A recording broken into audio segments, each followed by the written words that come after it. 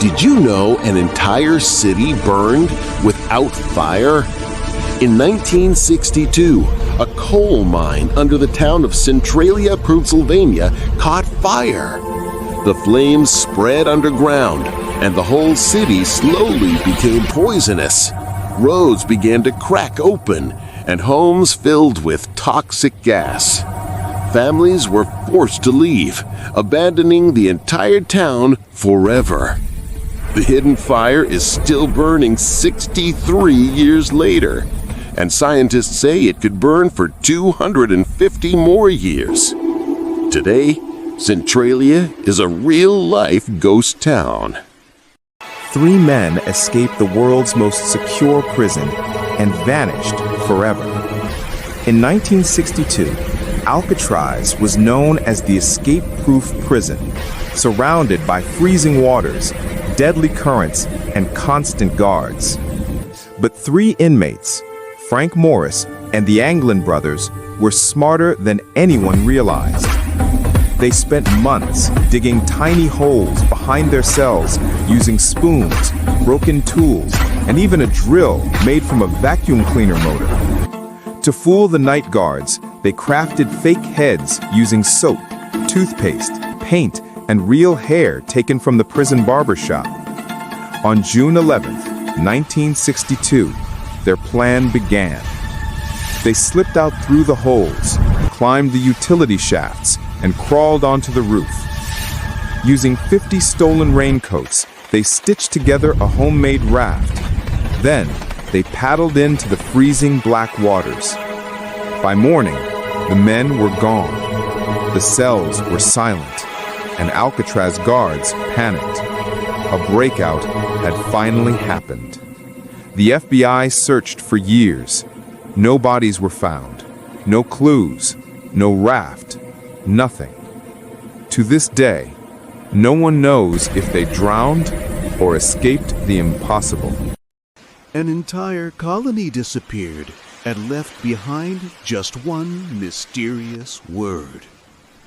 In 1590, when a supply ship returns to the Roanoke colony, every single person was gone.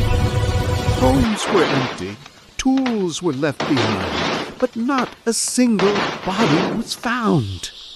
The only clue left was a single carved word on a tree: Croatoan. No one knows exactly what it meant or where the colonists went. No signs of a struggle, no graves, no messages, just disappearance. To this day, Roanoke remains America's greatest unsolved mystery. A ship sailed the ocean, but every crew member vanished. In 1872, the ship Mary Celeste was found drifting in the Atlantic, completely empty. The cargo was untouched. The lifeboat was gone. Food was still set on the table as if everyone had just stood up and walked away. No signs of a struggle, no fire, no storm, no bodies, just a perfectly fine ship with no people. Was it pirates, a sea monster, mutiny, or something far stranger? The Mary Celeste remains the ocean's creepiest ghost ship. An entire army frozen like statues. In 1812, Napoleon marched 600,000 soldiers into Russia. The Russians retreated, burning everything behind them, leaving no food, no shelter. Then winter hit, early and deadly. Temperatures dropped below minus 30 degrees. Men froze where they stood. Horses froze mid-step. Weapons became blocks of ice. Entire units were found standing, frozen, in position. Out of 600,000 men, only around 100,000 survived the retreat. Not because of battle, but because winter crushed Napoleon harder than any enemy. The cold won the war. One man survived both atomic bombs. In 1945, Tsutomu Yamaguchi was on a business trip in Hiroshima. On August 6th, as he walked to work, a blinding flash lit up the sky. The atomic bomb had exploded. Thrown into the air, badly burned, and surrounded by devastation, Yamaguchi somehow survived. He returned home to Nagasaki, thinking the worst was over. But the very next morning, August 9th, another bomb dropped on his own city. He was thrown to the ground once again, but incredibly he lived. Doctors later confirmed he was exposed to both blasts. Despite the radiation, injuries, and trauma, Yamaguchi lived until the age of 93, telling the world about the horrors of nuclear war. He remains the only officially recognized double survivor of history's deadliest weapons, a reminder that one man's survival can become the world's warning. 900 people died in one single day, and they all drank the same poisoned cup.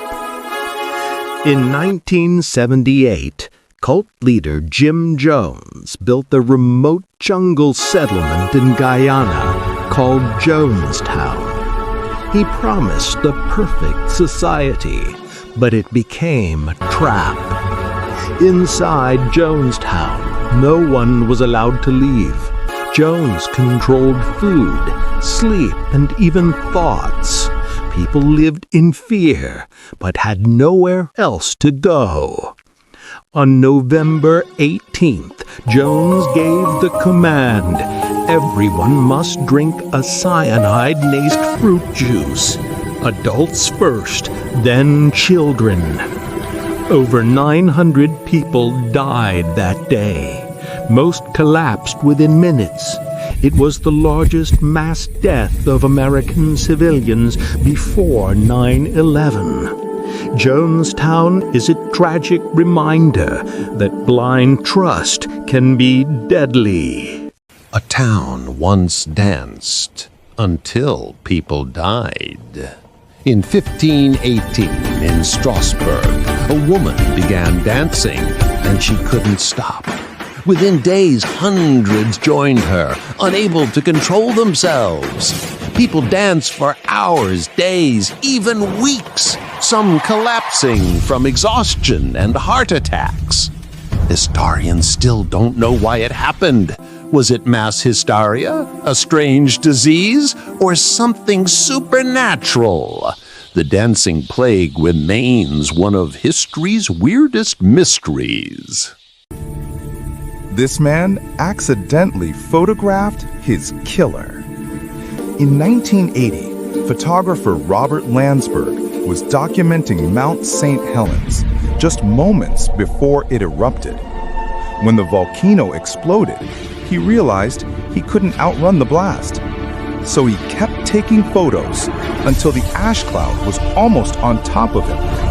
Then he protected his camera with his own body, knowing he wouldn't survive. Rescuers found his film intact. His last photos helped scientists understand the eruption. He didn't just capture history, he became part of it.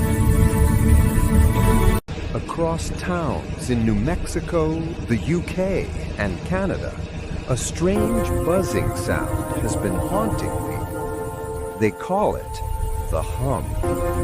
It's a low vibration, like a distant engine running. But here's the mystery. Microphones can't detect it, and not everyone can hear it.